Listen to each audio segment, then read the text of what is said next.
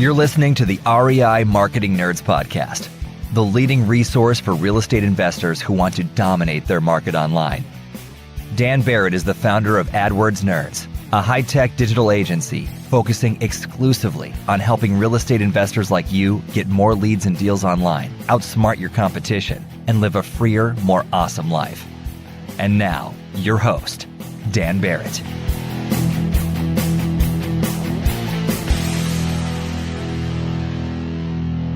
Hello, everybody, and welcome to this week's REI Marketing Nerds podcast. As always, this is Daniel Barrett here from AdWordsNerds.com. How are you, you wonderful people? I am very glad to be back.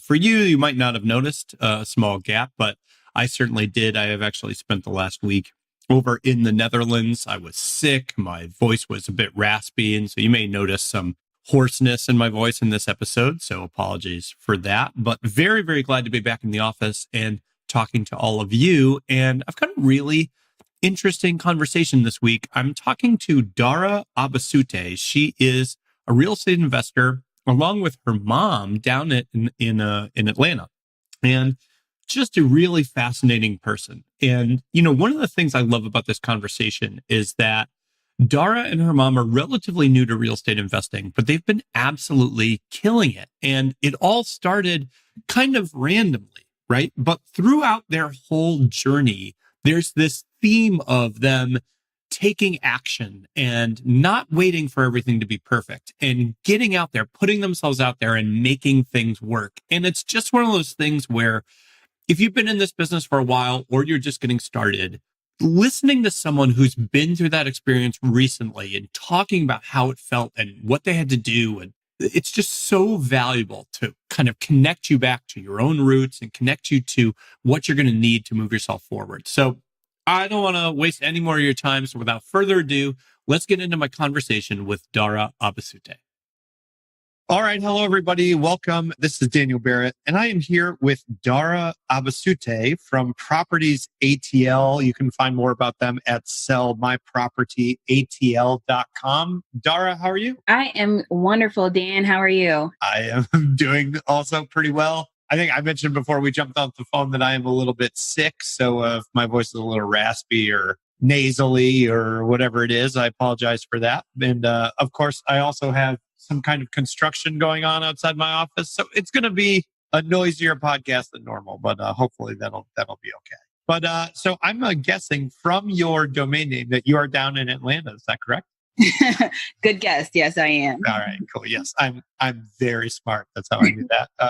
Cool. So tell me a little bit about you. So right now you are investing. Is your primary market Atlanta? Yes, my primary and my only market for now is Atlanta or Metro Atlanta.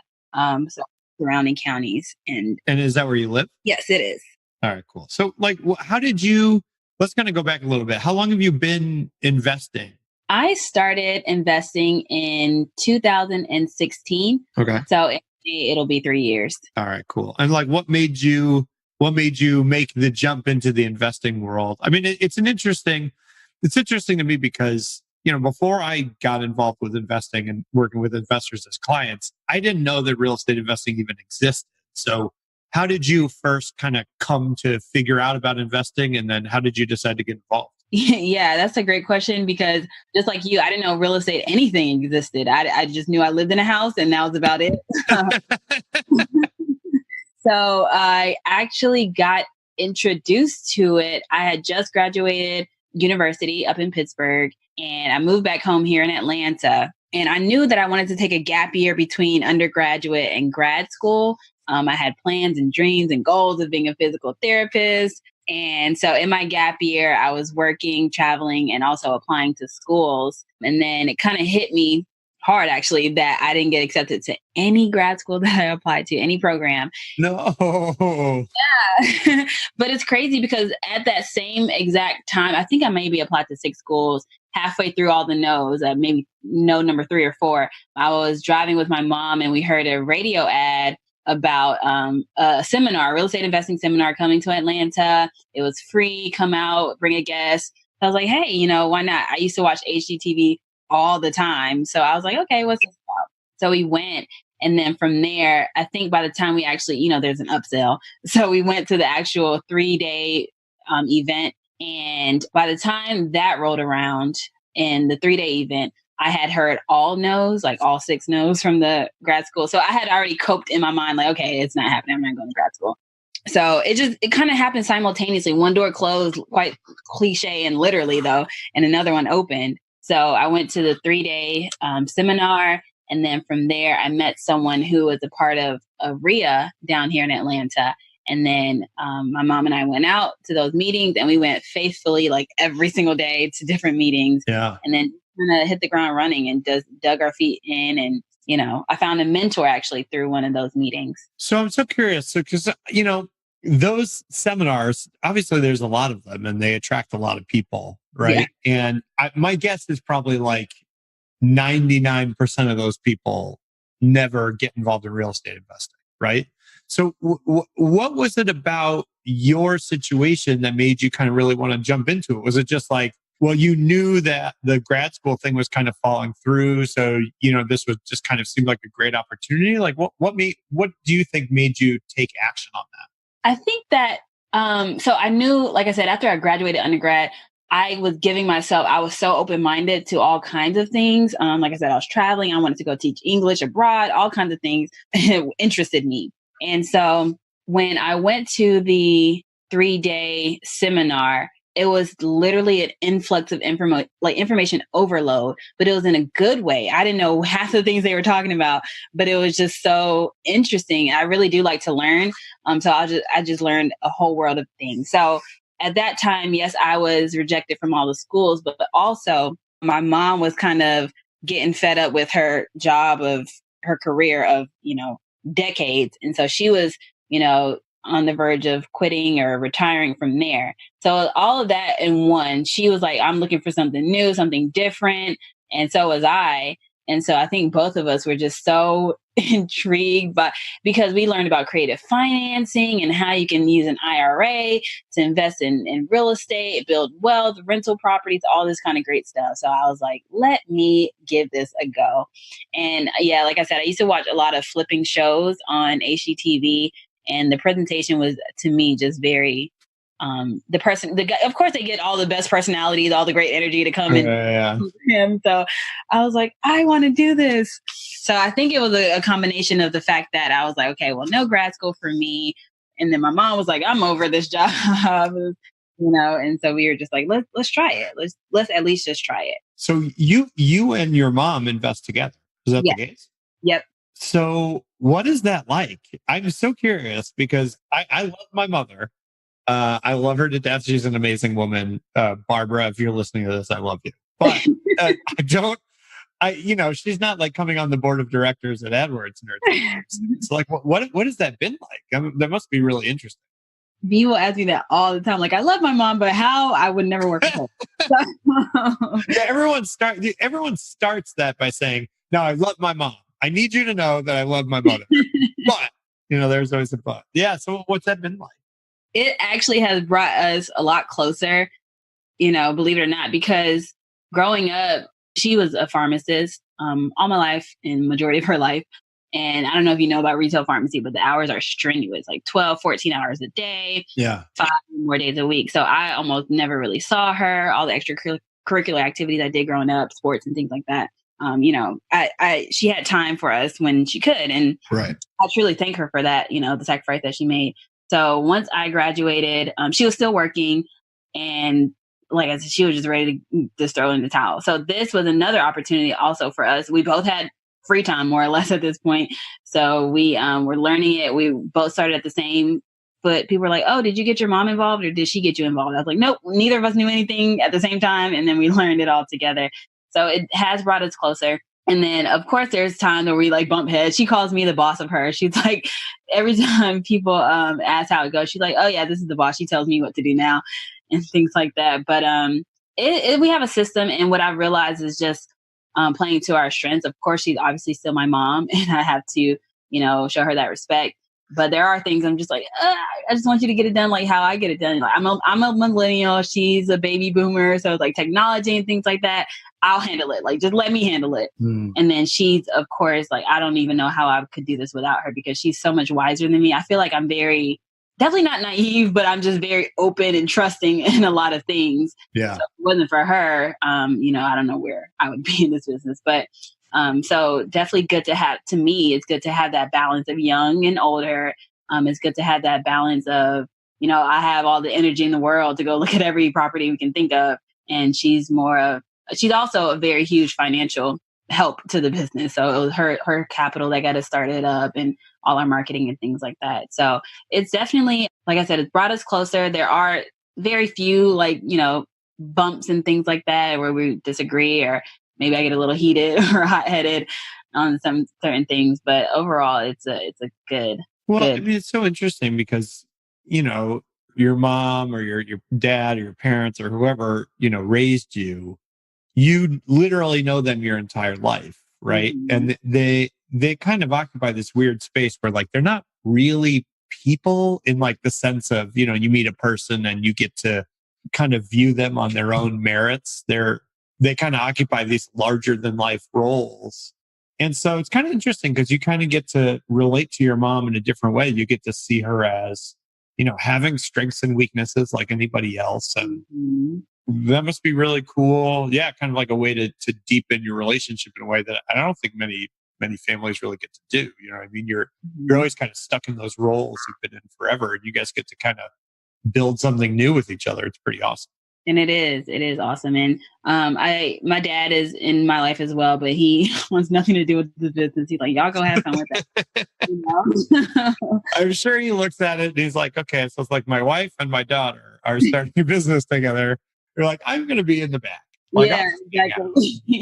I'll just cheer y'all on.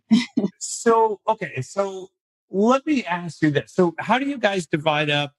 Do you guys both talk to potential sellers? Like who does the people aspect of it? That's a great question. I was just telling somebody this too about, to me, the beauty of not doing this business alone at all. So if there's a case where I maybe said the wrong thing to a seller, or they're like, oh, this girl's sweet. Like, who's this little girl? Like, I'm too young or whatever. They don't take me seriously. We like tag team certain things. A lot of times we just divvy up the work. But if it's a situation where it's like, oh man, I said the wrong thing, or I should have said this, it's like, hey mom, just call this person and act like you don't, just act like a completely different stranger or whatever the case is, and get this deal locked up. So we definitely have tag team. That's one of the great things I like about having her, or just any partner in general. If you pick up in something, then somebody else can pick up the slack. But definitely, I think we're both really good with people, great people, I guess. Yeah. And so we are both really good with cold calling, and that's our main form of marketing. But we just divvy it up. So say if we have 500 calls or so, she'll do half, I'll do half. And then we'll go from there. So that's interesting to me. I think let's talk about cold calling a little bit, because cold calling is a really popular form of marketing for real estate investors. But I think most investors, like most people, are kind of terrified at the prospect of cold calling, right? Like we've all had the bad experience where you're sitting down to dinner and somebody calls you and they're trying to sell you something, and you just, if you could murder that person over the phone, that's probably what would happen. Right. So I think many people are very nervous about cold calling. And so I think when a lot of investors do cold calling as a marketing channel, they outsource it to some company, right? Because they just don't want to deal with it. Mm-hmm. So what's been your experience cold calling? Like what makes you kind of feel like that's what you're good at? What do you do on those calls that you feel like maybe makes that a little bit easier on you, or a little bit more likely to go well with the seller? That is a great question. And I think that for me, this is going on our third year of doing this. I'm like, Dara, you have to let go of the reins, like let it go, outsource this, because, I want to free up my own time. But however this might sound, I really don't feel like anybody can do it better than me. I don't know. It's just, I really have a thing for building relationships with people, no matter how deep or how long they last or how shallow the relationship may be. But I really feel like one of my strengths is building rapport with people. So even if this person, we've been on the phone, I've been on the phone with sellers for 15, however long. And even if they don't want to sell it, I feel like I truly have gained something from, the conversation, or they've gained something from me, whether it's maybe not this house, maybe, you just never know. I look at people like you just never know what you can get from somebody. So I treat everyone with the same utmost respect, even those who cuss me out. Oh my gosh, those who cuss me out, I like literally have a smile on my face over the phone and they can hear it and it probably pisses them off or something. But I just feel like I'm a very people person, and it was never an issue for me, or I was never afraid to get on the calls, especially like I said, I had a mentor, so he gave me a script. So once I had something to say and I knew what guidelines, what I needed to say, I just remixed it, made it my own, and then went from there. And then the same with my mom. She's a very, very talkative, outgoing person. So, I mean, that's why I think we should outsource it, because we can't be on the phone for so long with people the way we are. But honestly, it's like, all right, next call, hurry up. But, maybe I probably honestly truly did get it from her. So she's really great with people. That was her business. So she interacted with customers all day, every day. Yeah, that's awesome. Yeah, and likewise. So. Are you an investor who wants to dominate your local market? Do you want more leads and deals online? Then download your copy of the Motivated Seller Blueprint absolutely free at www.adwordsnerds.com/gift. What are you waiting for? Go to www.adwordsnerds.com/gift right now to get your copy of the Motivated Seller Blueprint. When I was in college, my part-time job was I worked for what they call the annual fund, which was like the, it was like you had to call alumni and, they give you the script, which is like, hey, this is Dan calling from UMass Amherst. Like, what's up? And they'd be like, hey, and be like, oh, I was just wondering, what was your favorite thing that you used to do on campus? Like, I'm just, I'm a 19-year-old just calling this 45-year-old woman to ask her what's cool to do on UMass campus or whatever. And it was always such a weird experience. And it was kind of the same way where I never did very well on it, mostly because I just ended up talking to people for way too long and forgetting to ask for money and all this stuff. Mm-hmm. But I think that's, it's so we're sort of laughing about it. But at the same time, I think treating the people that you're calling like people who you can actually connect with is pretty huge, because nobody likes the feeling of you're getting a call where this person just wants to get something from you. Mm-hmm. And they're just kind of, they're looking to get through that process as quickly as possible and dump you out the other side. So I think the fact that you guys actually connect with the people on the phone and actually can carry on a conversation with them is probably a pretty big part of your success. I mean, would you agree? I definitely would. And I definitely would. And like I said, I got to a point where it's like, okay, Dara, you maybe want to outsource this just for time's sake and efficiency. But I also said that I don't think anybody could replace me. So there was what time, I get the same calls too. We obviously live in a house and people are cold calling us too. So I always stay on the phone with these people just because they're like, hey, you're like me. I just want to hear what you say too. And so I've come across a few cold callers and they have a script, I can tell, and it's just straight to the point. It's just right to the point. Like, oh, how long have you lived here? What's the mortgage? Da, da, da, da. And they just have these questions like, okay, well, this isn't a good fit. I'll call you later, or here's my offer. And I'm like, oh, okay. And then at one point I was like, oh, let me maybe copy that and get a script that's right to the point to bust out more calls. And then I was just like, it just didn't feel right for me. I just was like, I want to know about your day. And I want to know about the dog in the background that's barking. Right. I think you're right that there's a logic to the idea of you're just trying to disqualify people as quickly as possible so you can move on.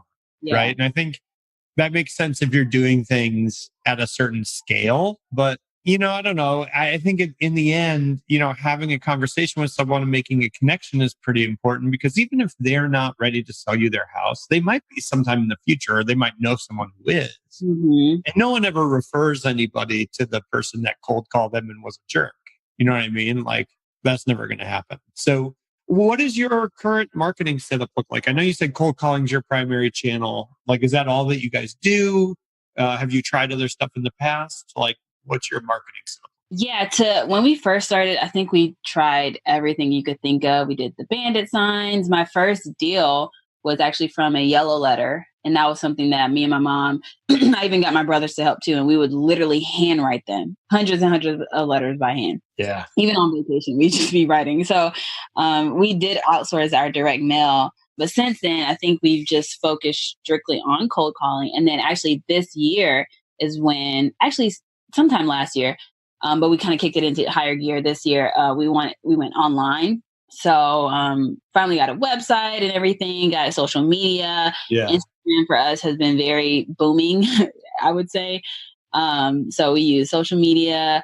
We have a website. And then we also looked into ads. So SEO as well as PPC. Yeah. And Facebook ads. So we definitely moved online too, because, that's future, that's technology. Everyone's Google searching everything. So yeah. I mean, I also think too, it's interesting because, it's like something I always point out is like all marketing channels overlap somewhere. Right. So I think it's like very normal if someone called me and said, hey, I want to buy your house. Even if I was very interested in that, let's say I'm a really motivated seller. I know, at least for me personally, like I would want to go and then Google that person's company. Yeah. You know what I mean? Like it's, I kind of need some kind of like secondary verification to know like this actual thing that's happening. Right. So I think it's interesting and probably a really good idea that you guys are doing some kind of online stuff, because I'm sure it's going to kind of increase the effectiveness of the other stuff that you do at the same time. Mm-hmm, definitely. And you're right. So many people will, when I'm on the phone with them, they're just like, oh, what's your website? Or even on the phone, like they want to look me up right then and there. And I'm like, okay, I have one.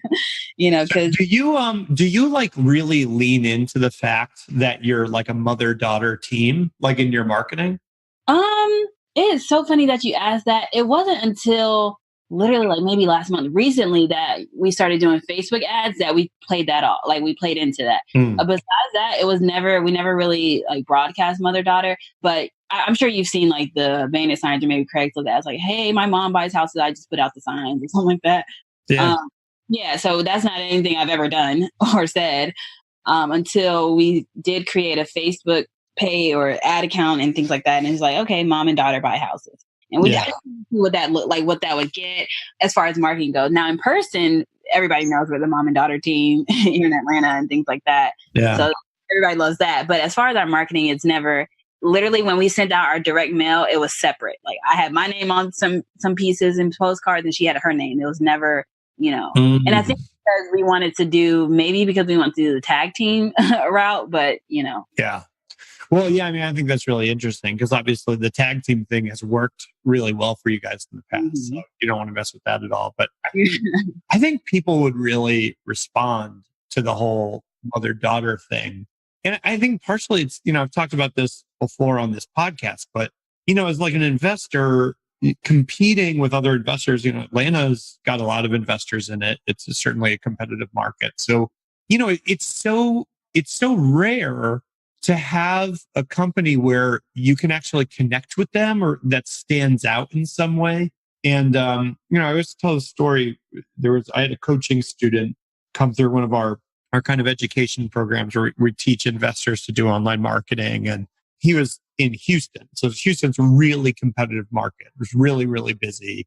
And, he was a nurse. He was a full-time nurse, right? So he was like working in a hospital and investing part-time. And so his website ended up being Nurse Buys Houses.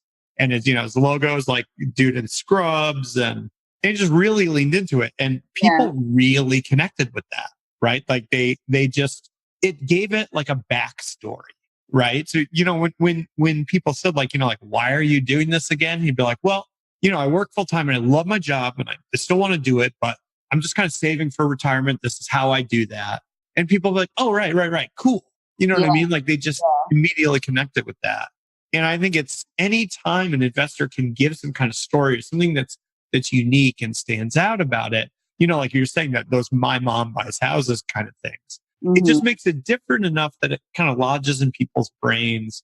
They kind of know what to expect. It's not some faceless, like, like we buy fast cash, like, you know what I mean? Like you don't feel like you're selling your house to a pawnbroker.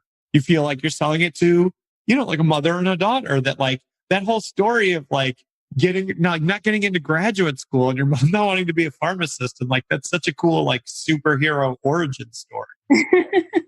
Yeah. Well, it's great that you say that, because I never even thought about it. I never even thought about taking that angle until, like I said, recently on Facebook. And that was just a trial. Like, let's see how people respond to the mom and daughter thing. So Yeah. I think I honestly will like heavily move towards that angle. And I love the nurse. I love that. Nurse buys houses. Yeah. Well, and I think too, it's like, I think people are like intuitively afraid of investors, right? Yeah. Because it's like, if you know someone's job, so it's like, okay, your whole business, the reason you make money is because you buy things for less than they're worth, right? So it's like, that's the whole investing business model is I buy this house for less than it's probably going to be worth, right? And like, like you have to put in work and, you got to rehab it. It's not like whatever, but, but people hear that and they're like, okay, so they get real tense and they're kind of afraid of investors. Like they're going to get conned out of selling their house for something, they're going to get hurt in that process. And it's like, well, this is my mom. And, it makes it so wholesome somehow. You know what I mean? It's like, like American flag and apple pie. And also mom and daughter buys houses. Like, it's a cool angle.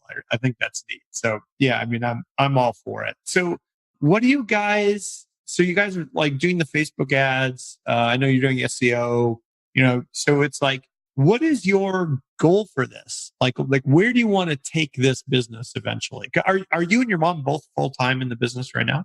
Yes, we are.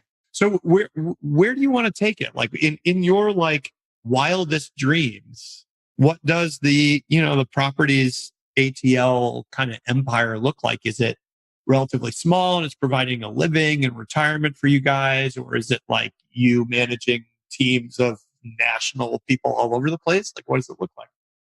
Yeah, that's a great question. And is for me or for us is definitely not the national thing. We definitely want to keep it relatively small. I would say medium. So in between small and medium. Yeah. So it is definitely our vehicle, our way of building wealth. And my mom is currently in retirement. So this is, what's feeding her and us. So currently what we have been doing is wholesaling, and we've acquired a few properties and held on to them. So I think what we see long term is it being more of a buy and hold strategy. We want to break into multifamily as well, but I think we would just want to keep it a Atlanta or a local empire. We don't care to have a team of people in the franchise and we're in all these different markets. Now, as far as virtual wholesaling, that's something we've considered as well, but I don't think that we want to bring it to a company that one day we'd be able to sell and things like that. So it's just us, literally mom and daughter buy houses. Like we just want to acquire property just so we can get that passive income and residual. Yeah. Well, I mean, I think that's awesome.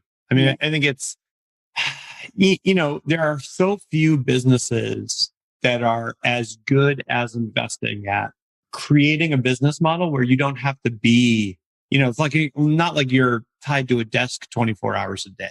You know what I mean? Yeah. And I think it's like, if you want to create like a multi-million-dollar pizza empire, it's like, well, guess what? Like you're there all the time. Yeah. That's kind of what it is. It's very hard to get out of that. And I think, if it's, whether it's passive investing or it's multifamily or whatever it is, it seems like the perfect match for you guys. And I know you guys are killing it. If people want to find out more about you, or, they want to know what you guys are doing online, is there a place where they can find you or learn more about you guys? Yeah, definitely. We do have our website that people can visit. And I personally just branched out on my own. It's still in real estate and whatnot, but I do have a YouTube channel where I teach people about real estate investing. Oh, okay. Cool. Yeah. So the website is sellmypropertyatl.com. Okay. And my YouTube is just my name, Dara Abasute. Okay. So Abasute, just so people don't know, it's the whole thing is Dara, and then Abasute is spelled Abasute. Is that correct? Yes, that is correct. All right, cool. And they can just they'll look up that on YouTube and they'll be able to find your channel. Yes. All right, awesome. And definitely I will, when this podcast goes live, you guys can go to adwordsnerds.com/podcast. We'll have links to both the Properties ATL website and to Dara's YouTube channel. So you guys can go and check out the stuff that you guys are putting out, because I think that's super awesome. And, one of my favorite things about the investing kind of community is how everybody kind of puts back into it and helps teach the next generation of investors. So I think that's super, super cool. Absolutely. Absolutely. And I've found a really big liking in teaching. And I've had a growing following on YouTube that I never even imagined would ever be the case. So I'm loving it. I'm loving it. All right, cool. Well, that's been awesome to get to know you a little bit, Dara. And I have to say, I think you and your mom really found something special there. And like I said, guys, if you are in the Atlanta area and you're looking to sell a home, or you want to follow up on Dara and her mom and see what they're doing, their website is sellmypropertyatl.com. Dara Abasute, thank you so much for coming on the show. I really appreciate it. Thank you, Dan. It was a pleasure. I had so much fun. All right, cool. Yeah, we'll definitely have to do this again sometime, and I will talk to you very soon. All right. Thank you. Have a good one.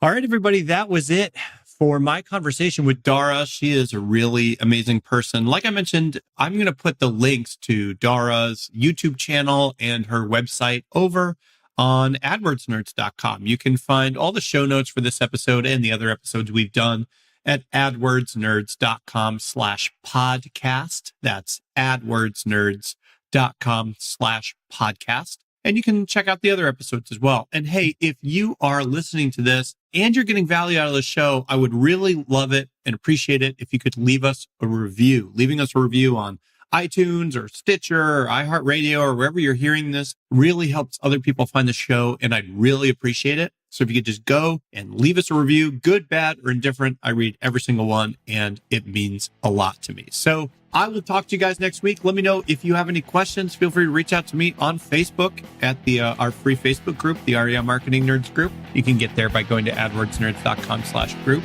and I will be talking to you very soon. Cheers, everybody. Bye.